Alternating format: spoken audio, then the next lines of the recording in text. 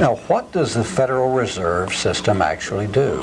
I have so many people say, you know, I see this and the Federal Reserve, I don't know what the Federal Reserve Bank does, and why is it so significant? Well, it does several things. One of the benign things it does, and in some ways efficiently, and that is they exchange checks. You know, they're an exchange bureau, but that could be done very easily privately. The real evil that they do is they create money and credit. If the federal government runs up a debt, and they tend to have a habit of doing this, you know, and Congress is, you know, run by Republicans and Democrats, so they all spend money, they run up the debt. Of course, they when they spend, they have to tax us. If they can't tax enough, then they have to borrow, and if they can't borrow enough, then they have one other option. They can tax and borrow, inflate. Inflate. The most important thing to remember is inflating is not the prices. The prices go up after the money is inflated, and the money loses its value. So the Fed is designed to accommodate the politician in a very secretive manner. The politicians spend the money because the special interests come and say, we want this, we want this. The politician gets reelected, so he's rewarded, and the tax becomes an indirect tax. Instead of going directly to the people, what the Federal Reserve does is they can take a treasury bill, accept the treasury bill, which now is just a mere computer entry. They accept the treasury bill of $10 billion.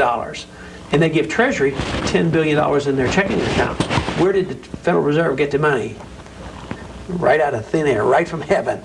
They create the money, they put it in the checking account, and the Treasury spends it. And then that means that the people who got that money immediately get to spend it, and it has value. But as it circulates in the economy, the value of the purchasing power of the money goes down, and you have prices going up. The bad part about this is not everybody suffers equally. If the money supply went up 10% and every one of us had the cost of living go up identically 10%, there wouldn't be nearly the great harm. But because of the system, it's designed literally to benefit the politicians and the bankers and big corporations, those who get the money. They get the money, they get the benefit, and then somebody else in a year or two or three suffers the consequences. We read about the Federal Reserve as a banker's bank, and we see them that they raise the discount rate or they increase the money supply. What do all these things mean? Well, the banker's bank means literally that the bankers are required to put their deposits in the Federal Reserve System, and they're accountable to the Federal Reserve System. They have to send in the reports to the Federal Reserve, and the Federal Reserve has all these regulations and rules, so they control the whole entire banking system. If in their efforts to fine-tune, although they literally destroy the money, they don't want to destroy the money. They want to control things, so when inflation gets perking along, they're aware of the same economic thoughts that I'm aware of, and they know that if they're not a little bit cautious about this, they could have, you know, runaway inflation, so they tend to back off. But they benefit from the backing off. That means they tighten the credit, raise the interest rates, and cause a recession. And they do it in the name of saving the economy, which they have to, or the currency gets out of control. But if they know it's coming, then they benefit on it too. Then they benefit. They know then to be in cash and earn high interest rates, and the banks benefit by it. So they, whether the economy is going up or down, if they're designing the policy, they can catch the swing. So it's the inside information that they have.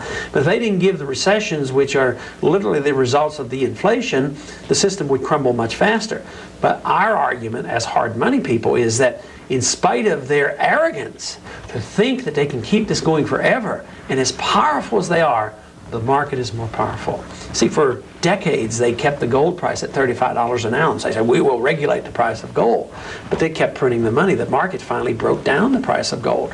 Well, the marketplace will finally win out, and the people will wake up and say, it's all a paper, it's all a scam. And that's when there's chaos, and that's when the bankers realize they're getting out of control, and that's when the connection of the bankers to the politicians is critical, because then power is threatened. So that's when they come down with political controls of our lives. That's why the emergency powers are already written.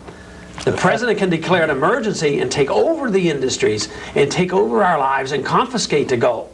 And that's why we should be concerned. We should be concerned for, our prosperity, our standard of living and all. But our greatest concern ought to be that when these crises come in, the market disrupts this political system and this monetary system, then we're threatened by political power taking away more of our personal liberties. Are this the FEMA regulations that you're talking about, the program? Yes, it's done under the FEMA, the emergency powers, and it came up even in the Contra hearings that there were emergency powers written. As a matter of fact, that great hero Oliver North was participating in deciding some of these to literally, if necessary, suspend the Constitution. These are the kind of things they're talking about. I don't know if you recall Set up when concentration camps. when this was brought up in the FEMA, in the Iran-Contra hearings, remember? They immediately suppressed it, Yes. and they say, this is something we can't discuss in the National open. security, yes. People aren't allowed to know about this. Yeah. And that's why, who protected this information? Who protected Oliver North?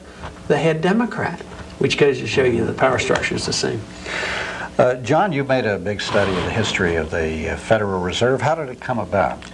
Well, it's a murky story, and I think that maybe 1913 ought to be the year that went down in infamy in American history, because not only did we get just barely in 1913 the Federal Reserve, we also got the income tax in that very same year, and those two things have worked to our